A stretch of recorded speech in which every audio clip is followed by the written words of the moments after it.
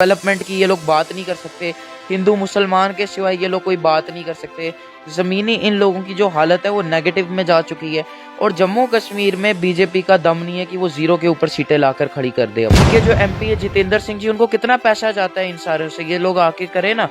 अगर ईडी में दम है, ये ईडी को उनके पीछे क्यों नहीं लगा, के ऊपर ईडी के छापे नहीं पड़ते।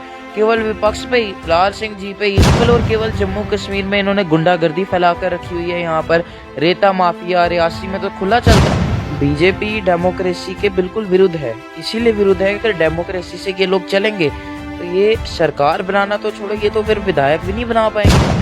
सभी दर्शकों को नमस्कार। आप देख रहे हैं फ्रंटलाइन न्यूज़ और मैं हूं रोहित सेन और इस समय हमारे साथ जयसित भल्ला जी मौजूद हैं। सर, सबसे पहले आपका बहुत बहुत स्वागत। नमस्ते। अब बात करेंगे जम्मू कश्मीर के इलेक्शंस की। काफ़ी समय से जो है जम्मू कश्मीर में अगर हम बात करें डेमोक्रेसी की, तो डेमोक्रेसी नाम का कहीं अंश हमें देखने को नहीं मिल रहा है। आखिर ऐसी क्या वजह है कि जम्मू कश्मीर में जो है जो केंद्र सरकार है वो काफ़ी समय से इलेक्शंस नहीं करवा रही है? आपको क्या लगता है? देखिए, भाजपा का जो एंटोनियम होता है, अपोजिट होता है, वो डेमोक्रेसी है।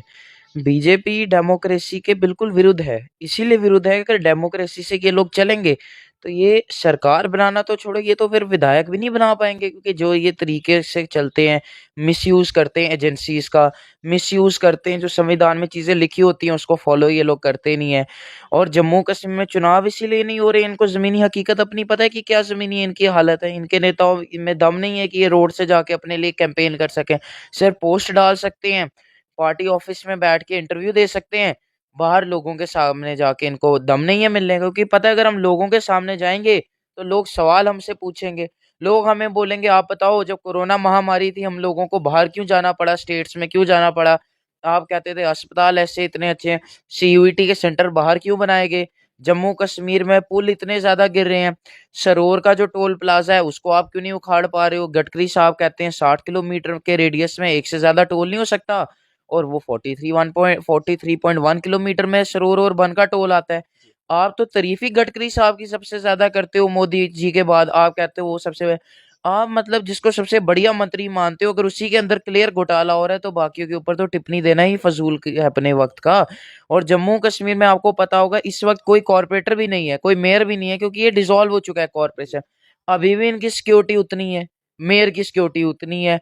अभी भी जो अकोमोडेशन पे ये लोग रहते हैं अभी भी उसी के ऊपर रहते हैं, जिनको जीप मिली है वो अभी भी जीप में चल रहे हैं। तो किस बिना कर ऊपर टैक्स पेयर का पैसा वेस्ट करते हैं केवल अपने चुनाव प्रचार के लिए, केवल अपना वाहवाही दिखाने के लिए। एक्स एमएलए 2018 आई गेस 5 या 10 नवंबर को हमारी असेंबली डिसॉल्व हुई। उसके बाद से अभी तक आप देखो कितने 5 साल का करीबन वक्त हो चुका है, तब से लेके उससे भी ज्यादा हो चुका है, 5.5। ये लोगों से अभी तक उनसे घर खाली नहीं करवा पाए, अभी भी मंत्रियों के घर लेकर बैठे हुए हैं। किसका पैसा वेस्ट हो रहा है। ये लोग जो हम लोग हैं, जो आम जनता है, जो बाकी जनता है, जो गरीब मजलूम जनता है, ये तो उनके पैसों के ऊपर यहाँ राज कर रहे हैं, जो टोल की पर्ची ये कटवा रहे हैं। तो केवल और केवल जम्मू कश्मीर में इन्होंने गुंडागर्दी फैला कर रखी हुई है। यहाँ पर रेता माफिया रियासी में तो खुला चलता है, हम वीडियो देखते हैं, कभी बीजेपी का डीडीसी का बंदा लड़ता है, कोई चेयरपर्सन। तो जब सामने वीडियो में लड़ते हैं, जब इनका 2018 से मेरे हिसाब से इन्होंने पूरा ये सब बैन किया, तब से घर बाकी सारे कैसे बन गए, इतनी बिल्डिंगें कहाँ से बन गई। ये लोग बोलते क्यों नहीं है। इनके जो एमपी है जितेंद्र सिंह जी, उनको कितना पैसा जाता है इन सारों से, ये लोग आके करे ना। अगर ईडी में दम है, ये ईडी को उनके पीछे क्यों नहीं लगाते हैं। जब वो एमएलसी ने, विक्रम रंधावा जी ने इन पे ऊपर ही अटैक किया था कि ये लोगों पे करप्शन वगैरह, उनके ऊपर कोई चार्ज नहीं लगता। जब सत्यपाल मलिक जी कहते हैं गवर्नर होते हैं, इनके ऊपर ईडी के छापे नहीं पड़ते। केवल विपक्ष पे ही, लाल सिंह जी पे ही, बाकी जो नेता है उन्हीं को आप डरा के रखना चाहते हो। तो यही दिखाता है कि ये कितने फ्रस्ट्रेटेड है। अ, दूसरा प्रश्न मेरा आपसे यही रहेगा कि जिस प्रकार से शरणार्थियों की बात करें, जम्मू कश्मीर में नहीं बल्कि पूरे भारतवर्ष में जो शरणार्थी हैं, चाहे वो वेस्ट पाकिस्तान से रहें या ईस्ट पाकिस्तान से रहें, वो यहाँ पे रहे। परंतु भाजपा एक और दावा कर रही है कि हमने जो है जो शरणार्थी हैं, खास करके पाकिस्तान ऑक्युपाइड जम्मू कश्मीर के, उनका रिप्रेजेंटेशन जो है जम्मू कश्मीर में लेजिस्लेटिव असेंबली में आने वाले चुनाव में रखा है। उस पर क्या टिप्पणी देना? ये जो उनका कम्युनिटी है वो तो डिमांड कर रहा है कि हमारी सीटों को ज्यादा बढ़ाया जाए। इन्होंने तो अभी एक ही मेरे हिसाब से बोला है कि हम एक देंगे, पर 1.5 लाख से अगर आप उसको डिवाइड करते हो, मतलब एक कॉन्स्टिट्यूएंसी में, उसमें से अगर इनका करीबन कॉन्स्टिट्यूएंसी देखा जाए, ये तो कह रहे हैं कि हमारा एटलीस्ट 8 कॉन्स्टिट्यूएंसी बन सकता है, 8 से 9 कॉन्स्टिट्यूएंसी का वो डिमांड कर रहे हैं। तो इनके नेता जो है वो सिर्फ एक प्रेस कॉन्फ्रेंस कर सकते हैं। अभी मैं सुन रहा था अमित शाह जी वो बोलते हैं सदन में खड़े होकर कि हम 24 की 24 सीटें रिजर्व करें। उनको थोड़ा सा संविधान पढ़ लेने की जरूरत है। मतलब कितनी हास्य की बात है, एक गृह मंत्री देश का वहां बैठ के ये बोल रहा है और खुद वहां पर जो बीजेपी के जम्मू कश्मीर से नुमाइंदे गए हुए हैं वो उल्टा तालियां बजा रहे हैं, उल्टा सवाल कर नहीं सकते। इनको पता होना चाहिए कि 1956 जब 1956 में हमारा संविधान बना, 57 में लागू हुआ, तो तभी 24 की 24 सीटें रिजर्व करके रख दी थी। तो ये लोग सिर्फ जनता को गुमराह करने का कार्य ही कर सकते हैं, कोई काम ही कर सकते हैं। डेवलपमेंट की ये लोग बात नहीं कर सकते। हिंदू मुसलमान के सिवाय ये लोग कोई बात नहीं कर सकते। जमीनी इन लोगों की जो हालत है वो नेगेटिव में जा चुकी है। और जम्मू कश्मीर में बीजेपी का दम नहीं है कि वो जीरो के ऊपर सीटें लाकर खड़ी कर दे अपनी।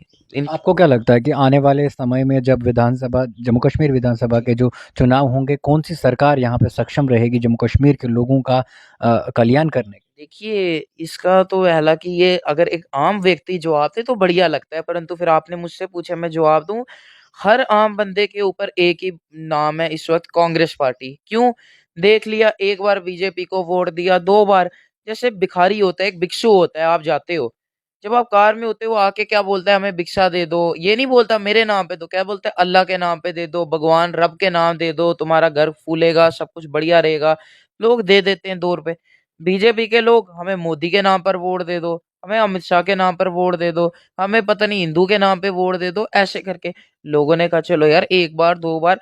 उन्होंने देखा यार इन्होंने वोट तो हिंदुओं के नाम पे लिए, किया तो इन लोगों ने हिंदुओं के लिए कुछ नहीं किया। जे एंड जम्मू के अंदर इतनी बेरोजगारी, क्या जम्मू का युवा हिंदू नहीं है क्या? हिंदुस्तान की 140 के करीब पॉपुलेशन है, 80% हिंदू है, तो इतने बेड़ा गर्क हिंदुस्तान का इन लोगों ने करके रख दिया, तो हिंदुओं को नुकसान नहीं है क्या?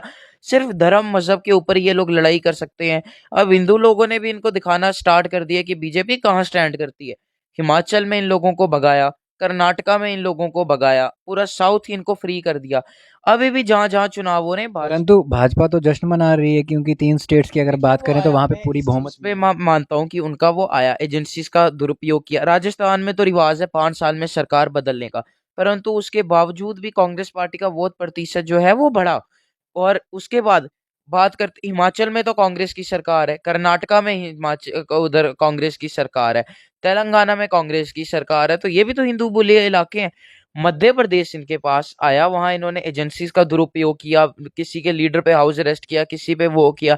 चलो एक जगह हो गई, परंतु वो भी अगर आप देखेंगे तो कांग्रेस पार्टी का जो वोट शेयर था वो 41% था, बीजेपी का 47% था। और जो 4 स्टेटों का मैं बताऊं, ऐसे 5 स्टेटों में चुनाव हुआ, वहां पर 5 स्टेटों का अगर आप मिलाते हो, कांग्रेस ने 10 लाख ज्यादा वोट लिए हैं भारतीय जनता पार्टी से। बीजेपी के लोग जश्न किस चीज का मना रहे हैं?